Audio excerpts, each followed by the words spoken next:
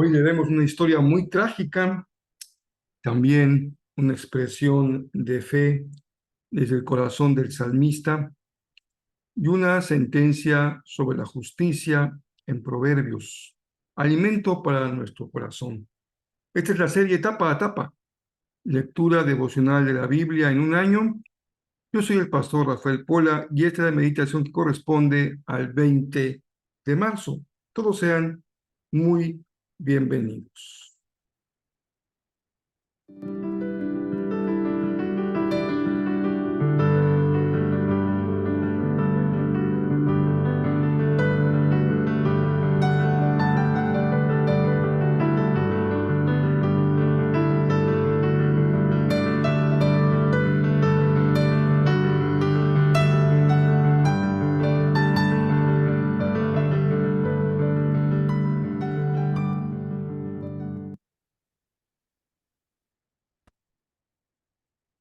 Los pasajes de esta ocasión, especialmente el de Números, se refieren a dos acontecimientos previos para entrar a Canaán. Primero, el preparar todo para los votos, cómo deberían de estos ser regulados, y notamos un peso muy importante de la opinión del varón en los votos voluntarios que se hacen ante el Señor.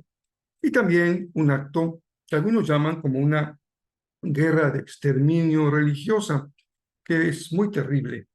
También lo registra el libro de los Números. Iremos también a Lucas, ese hermoso pasaje en donde Jesús vence la tentación en el desierto, tan paradigmática, tan ilustrativa, nos da tanta enseñanza para enfrentar la adversidad espiritual de nuestra vida, y terminaremos con nuestra lectura del Salmo y del libro de Proverbios. Estamos en lo que se llama la mitad de la semana, y algunos le dicen el ombligo de la semana, porque es justamente la mitad de la semana. Así que estaremos considerando la palabra, pero recuerden que siempre estamos animándoles a que no perdamos el ritmo, que aunque el texto de Números parece un libro un poco difícil de leer por tantas regulaciones, tantas repeticiones, hay mucha carne. Si nos detenemos un poco con la imagen de que tenemos un huesito y le vamos sacando todo lo que encontramos hasta llegar a la médula, a algunos les encanta la médula, se hacen sus taquitos de tuétano y cómo lo disfrutan. Así puede ser comprendido Números. Vamos a escarbarle, encontrar la mucha carne que Dios nos da ahí para nuestra edificación. ¿Y qué decir del Evangelio de Lucas, en el que estamos apenas iniciando los primeros capítulos y estamos en la escena de Jesús conducido al desierto para ser tentado por el diablo? Pues sin más, Números 30, verso 1 a Números 31, verso 54. Hay algunos votos que son libres, voluntarios y personales. Algún motivo de gratitud, alguna decisión de consagración de vida, ya sea de manera permanente o no. Y Moisés le dice al pueblo cuál es la voluntad de Dios para regular esos votos de manera personal. Se habla del voto de una mujer soltera, de una mujer casada. Se establece que en ambos casos la opinión que predomina es la opinión tanto o de papá como del esposo. Si él asienta de acuerdo a ciertas condiciones con ese voto, este se respeta, y si él lo desaprueba, también este debe quedar eliminado. No es una sorpresa para nosotros que la cultura del antiguo pacto está totalmente centrada en una cultura patriarcal. En esos días se señalan, y no sin mucha justicia y razón, muchos efectos de la cultura patriarcal, especialmente que tiene que ver con la opresión, la limitación y la violencia sobre las mujeres. Eso, sin duda, que de ninguna manera refleja el espíritu de la revelación del Señor. Pero hay un aspecto que corresponde a esta cultura que es positivo porque el varón tiene una función de protección y de provisión y de cuidado que responde no solamente a la condición biológica de mayor fuerza física, sino a las condiciones sociales de riesgos, de pueblos, de guerras, de batallas, de ejércitos, que requería tener cuidado de personas que fueran más vulnerables. En el caso de los votos, también se muestra cómo la opinión del esposo o del padre podría, digamos que en un sentido positivo, mantener el voto o negativo, quitar el voto. Enseguida viene un pasaje muy difícil. Los comentaristas pues pueden tomar diferentes posturas. Algunos piensan que es un relato más bien de ficción, que tiene un propósito didáctico, educativo. Otros aceptan que puede ser un relato realmente histórico, que sucedió este acontecimiento tan terrible de exterminio de los madianitas. Pero más allá de esta polémica, que es interesante, que es apasionante y que también nos muestra una historia muy trágica de mucha gente que murió exterminada, incluyendo niños y mujeres, preguntémonos siempre, ¿cuál es el sentido de esta historia? Y el sentido de esta historia es poner como número uno, como principal valor, la fidelidad al Señor, y como el primer pecado más terrible, imperdonable, es la infidelidad al Señor, el no ser fiel al Señor. El error que cometió el pueblo de Israel y las mujeres madianitas fue no solamente su relación como culturas o pueblos distintos mezclándose, sino que en el fondo el pecado fue conducir al pueblo de Israel a la idolatría con los dioses de los cananitas. El exterminio fue terrible porque diríamos en consonancia con lo que se suele decir por ahí, a grandes males, grandes remedios. Y el mal había sido enorme porque había dañado la columna vertebral del pueblo de Israel y amenazaba no solamente su culto, su fidelidad al Señor, sino su sobrevivencia como pueblo. ¿Cuál es la enseñanza? Si hay algo importante es nuestra fidelidad, por encima de todas las cosas, nuestra fidelidad al Señor. Ser leales con el Señor. Para Israel, observar sin ningún descuido el antiguo pacto, y para nosotros observar con todo cuidado y corazón y atención y mente, voluntad, el nuevo pacto que se ha establecido con nosotros por medio de la sangre preciosa de Cristo Jesús. También, finalmente, hay unas ciertas reglas para saber cómo distribuirse el botín, porque igual es terrible, pero así era en aquellas culturas antiguas. El botín incluía las familias, las posesiones, los animales, y se repartían entre los vencedores. Había algunas reglas y lo que predomina es el sentido también de ofrenda al Señor. Interesante, como no fue Josué el que llevó el liderazgo del pueblo, ya Josué había sido nombrado, como leímos en la meditación previa, sino fue el sacerdote el que iba encabezando al pueblo y eran las trompetas del templo lo que se escuchaba. Así que, como ustedes pueden ver, todo el sentido de esta guerra fue un sentido espiritual o religioso. Cuando llegamos a Lucas 4, 1 al 30, encontramos la conocida historia de la tentación de Jesús en el desierto. Dos de las tentaciones se dirigen A, prueba que eres el Hijo de Dios. Una de ellas, a satisfacer una necesidad.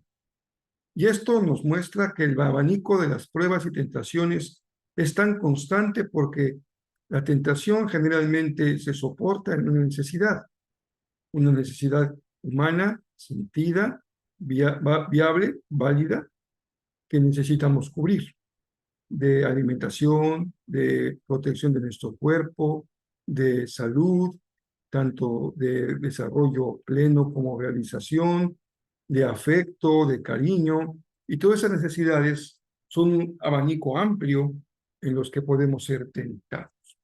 Y la tentación no consiste en comerte el pan o tomarte el vasito de refresco, sino la tentación consiste en tomar el camino equivocado para satisfacer una necesidad, es decir, no de acuerdo a la voluntad del Señor. Si a mí me hace daño tomarme un pan de harina porque tengo problemas con mi salud, no suele ser enlistado el pan dentro de las columnas de pecados.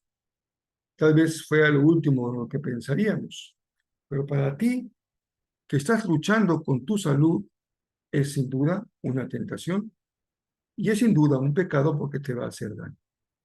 Y pasa lo mismo con otras situaciones en la vida que son legítimas porque responden a necesidades, pero son ilegítimas por la manera en que estas tratan de ser cubiertas.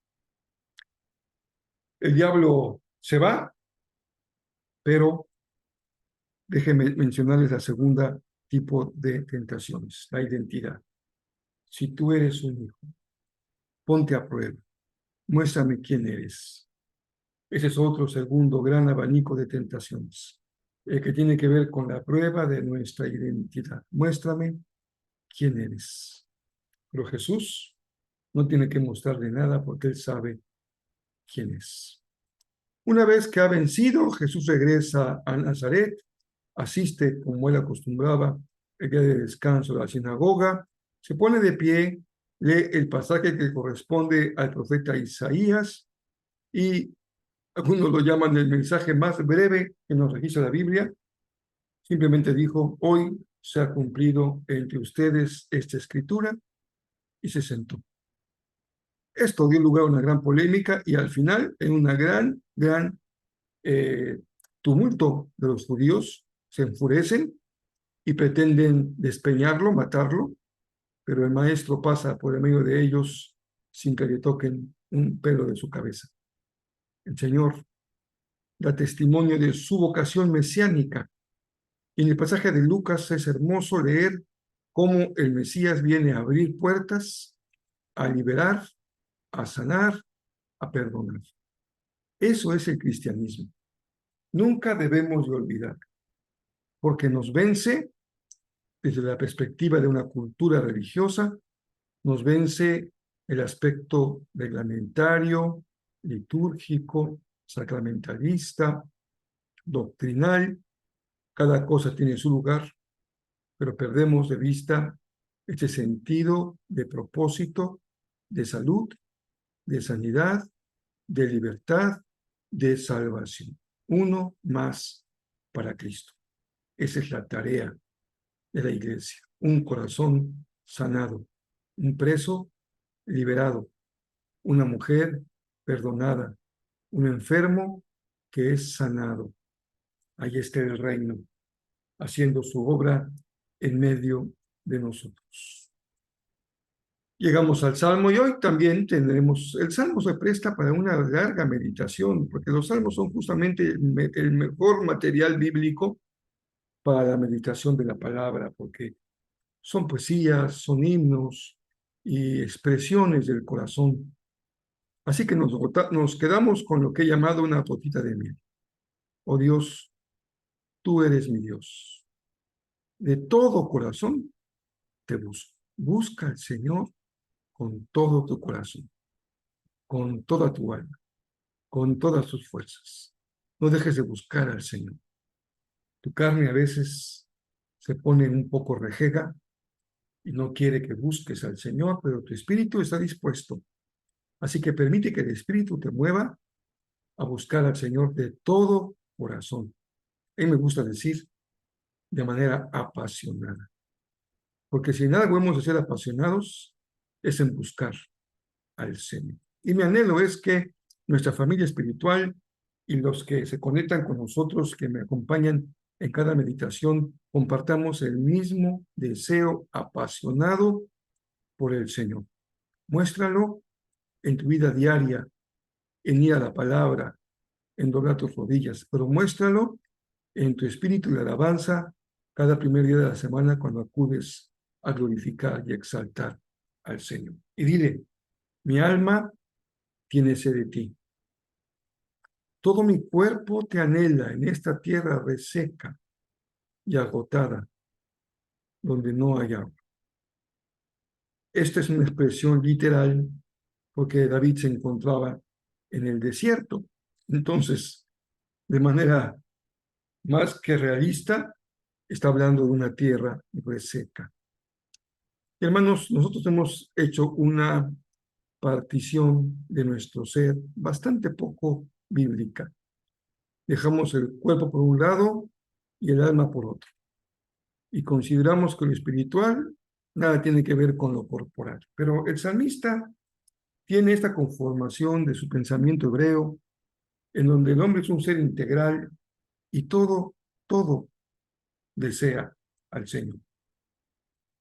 Dice el salmista, todo mi cuerpo te anhela, no solo mi corazón, todo mi ser te busca y te anhela. Proverbios nos lleva otra vez a la importancia que el Señor le da a las personas íntegras y nunca está por demás el que yo te invite, subraye, confirme que la palabra de Dios demanda de ti una vida íntegra, que quiere decir completa, pero también quiere decir recta en el sentido moral. Porque el Señor se deleita con personas íntegras y les concede libertad a los hijos de los justos. Si tú eres justo, tus hijos lo van a recibir como bendición. Y si tú eres justa, tus hijos recibirán esa herencia como una enorme bendición.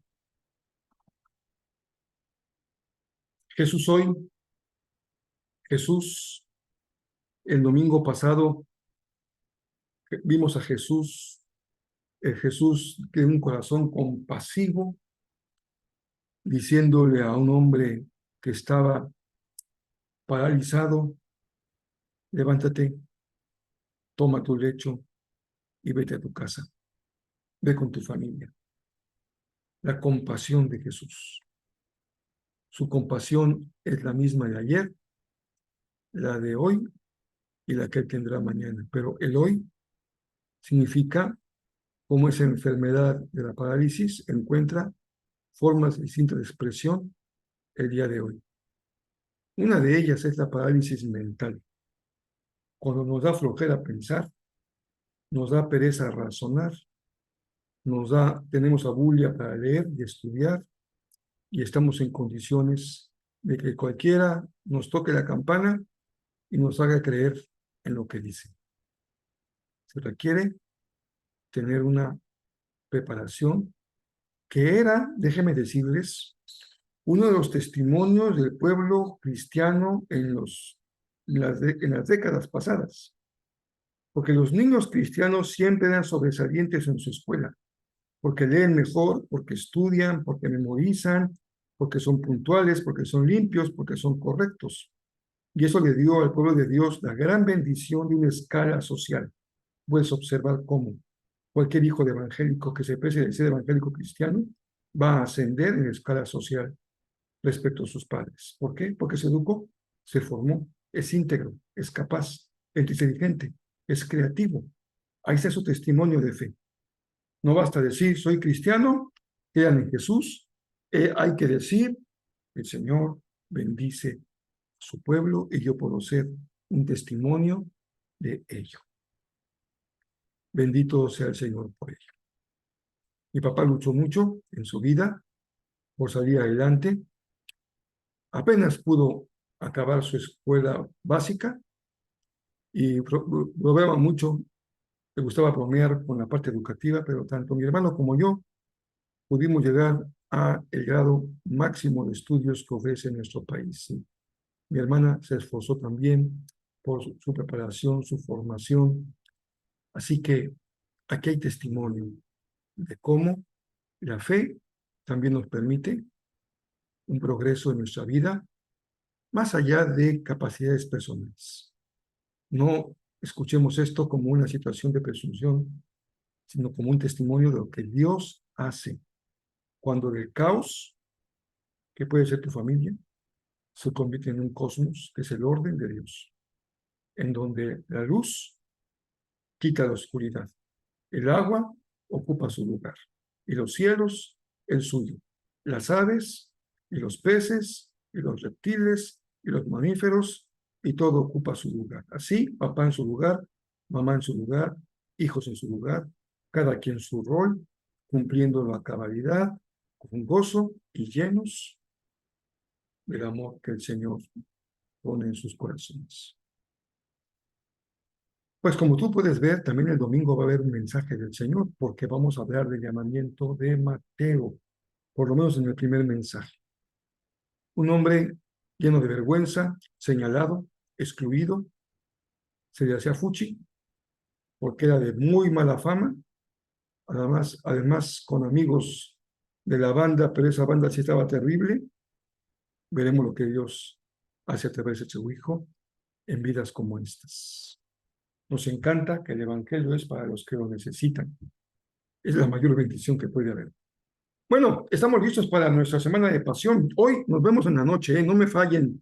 Nos vemos a las 8 para que oremos juntos, para que tengamos ese espacio de oración. Por favor, ayúdenme a mí a tener actualizada la lista de oración, porque no queremos caer en una situación de repetición de temas que ya debemos quitar porque ya se resolvieron, o porque el Señor dijo que sí o dijo que no. Entonces, para estar actualizados con la lista de oración y realmente ocupar el tiempo en aquello que requiere que la iglesia ore unida. Hoy a las 8 por el Facebook de GERSEL. Espero lograr transmitir un poco diferente hoy, a ver si lo logramos. Y semana de pasión, empezamos el domingo. Y los cultos especiales son lunes, martes y miércoles, 8 de la noche, Facebook. Jueves y viernes, presencial y Facebook. Jueves a las 8, viernes a la 1, todo hora de Cancún. Y domingo estaremos a las 6:40 metiendo nuestros pesitos al mar para celebrar que alguien estaba muerto y el Señor lo levantó a la vida. Esa es la celebración de la resurrección. Y estamos ya encaminados hacia el aniversario, así que no te olvides, prepara tu regalito para la iglesia, un regalo para celebrar sus 25 años. Espero que vaya muy bien. Si tienes motivos de oración, estás pasando tiempos de enfermedad, de lucha económica, situaciones familiares, espirituales, pues comparte, por favor. Somos una familia y queremos compartir. También si el Señor te ha bendecido, hay gratitud. Quiero darle muchas gracias a Dios por dos jóvenes, y lo haremos en la noche, de nuestra familia espiritual. Uno de ellos preparándose en sus estudios como ingeniero en mecatrónica y con la oración de su corazón de pasar un mes en una estancia de investigación. Eso me parece extraordinariamente fabuloso. Es un gran motivo de oración al Señor y me siento tan feliz de que haya ese deseo en su corazón de salir adelante, de estar arriba y no abajo, porque el Señor no nos mandó a hacer cola, sino cabeza. Así que ese espíritu debe movernos siempre. Y otro joven que dio el paso de fe y compromiso de trabajar por las tardes por su cuenta. Yo sé que son decisiones difíciles. A veces tenemos miedo de volar con alas propias, pero me da mucho gusto y es otro motivo de oración que el Señor ya lo está bendiciendo con su trabajo por la tarde y lo va a bendecir seguro mucho más. Nos vemos por la nochecita y si tú puedes también hacerlo mañana en la meditación del día jueves, pues será una gran bendición.